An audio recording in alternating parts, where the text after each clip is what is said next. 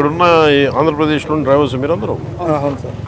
So అది ఉమ్మడి రాజధాని అని చెప్పి మీరు అటు వెళ్ళిపోయారు, హైదరాబాద్కి వెళ్ళిపోయారు. ఇది మన ఉమ్మడి రాజధాని అని చెప్పి. అవును సార్. సో మీరు ఎక్కడ మీ బేసిక్ ఈ సవారీ అంతా ఎక్కడ చేస్తారు? Hyderabad local sir. మొత్తం ఎంతమంది ఉన్నారు మీరు? మన మోటార్ ఫీల్డ్కి ఒక 2000 మంది ఉంటాం సార్.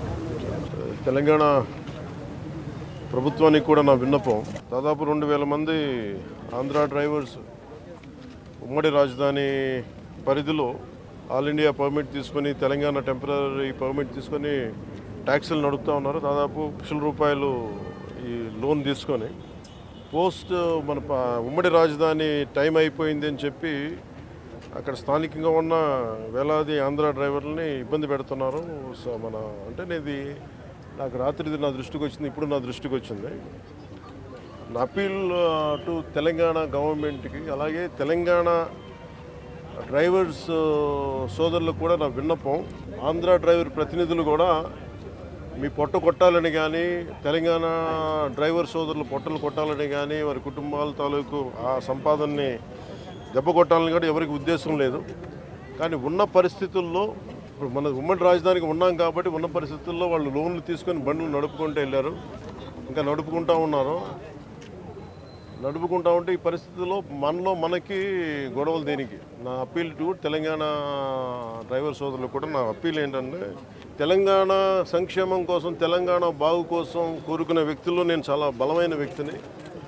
ఆంధ్ర రాజధాని కూడా ఇక్కడ బలంగా ఎందుకు ఉండాలి, లేదంటే ఆంధ్ర అభివృద్ధి ఎందుకు ఉండాలి అని ఎందుకు కోరుకుంటున్నానంటే, భవిష్యత్తులో ఇలాంటి రాకూడదనే, ఉత్పన్నం అవ్వకూడదనే నా కోరిక. అందుకనే ఆ పరిధిలోనే మేము చేసుకుంటూ వెళ్ళిపోతూ ఉన్నాం. 1,00,000-2 లక్షలు లోన్లు తీసేసుకున్నాం.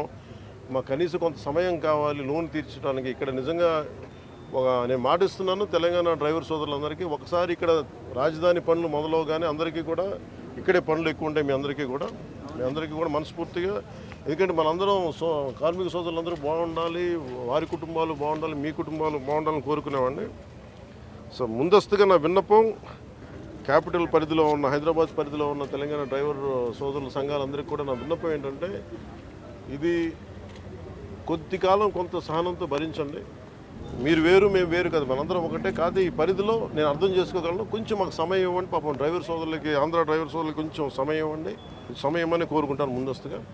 అలాగే తెలంగాణ ప్రభుత్వ సహకారాన్ని కూడా, తెలంగాణ రోడ్ ట్రాన్స్పోర్ట్ డిపార్ట్మెంట్ కూడా నేను కోరుకుంటా ఉన్నాను. దయచేసి మీ పరిధిలో, మీ దృష్టిలో పెడుతున్నాను.